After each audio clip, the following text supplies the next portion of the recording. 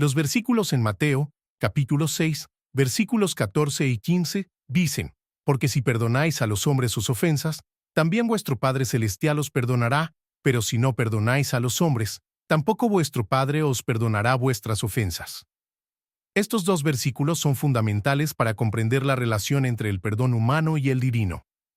Jesús, en el contexto del Sermón del Monte, presenta aquí una conexión directa entre nuestra capacidad de perdonar y la misericordia que recibimos de Dios. Para entender plenamente estos versículos, es esencial situarlos dentro del Sermón del Monte, donde Jesús instruye a sus discípulos sobre las actitudes y comportamientos que deben reflejar la justicia del reino de Dios. Mateo, capítulo 6, trata específicamente de prácticas religiosas como la limosna, la oración y el ayuno, enfatizando que todas deben realizarse con sinceridad, buscando agradar a Dios y no a los hombres. Los versículos 14 y 15 siguen a la oración del Padre Nuestro, donde Jesús enseña a sus discípulos a orar, incluyendo la petición «Perdónanos nuestras deudas», así como nosotros perdonamos a nuestros deudores. Mateo, capítulo 6, versículo 12. La explicación subsecuente sobre el perdón, en los versículos 14 y 15, subraya que el perdón no es solo un acto divino, sino una responsabilidad humana. El mensaje es claro: la disposición de perdonar a los demás es una condición para que el perdón de Dios nos sea concedido. Este principio se repite en varios pasajes del Nuevo Testamento, como en la parábola del siervo despiadado en Mateo, capítulo 18, versículos 21 al 35, donde el siervo que no perdona la pequeña deuda de su compañero es severamente castigado, a pesar de haber sido perdonado de una deuda enorme.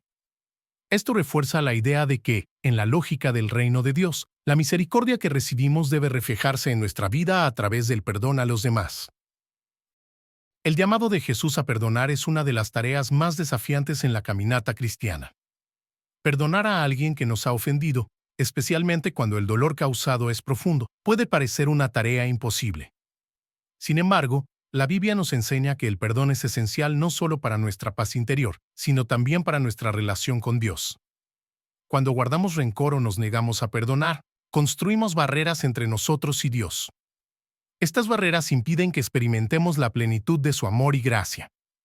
Jesús nos recuerda que nuestro perdón hacia los demás es un reflejo de la comprensión que tenemos del perdón que recibimos de Dios.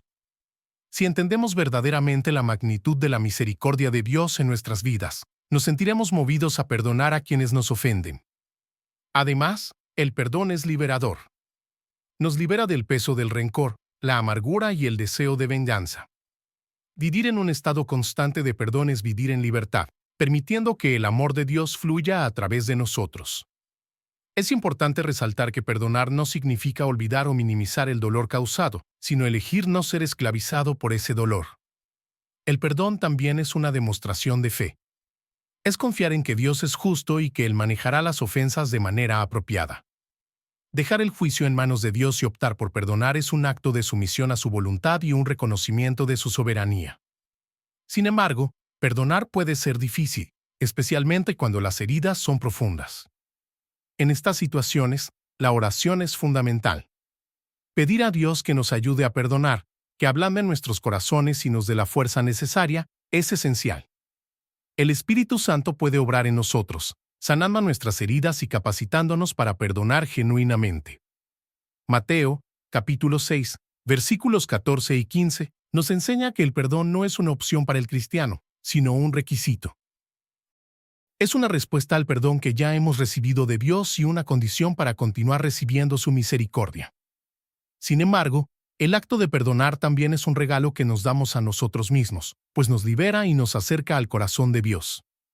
Perdonar puede ser un proceso, especialmente cuando las heridas son profundas, pero es un proceso necesario y enriquecedor. Debemos recordar siempre que, al perdonar, estamos imitando a Dios y permitiendo que su gracia obre en nuestras vidas. Que cada uno de nosotros busque en Dios la fuerza para perdonar y, así, vivir en la plenitud de la paz y la libertad que Él nos ofrece. Oremos.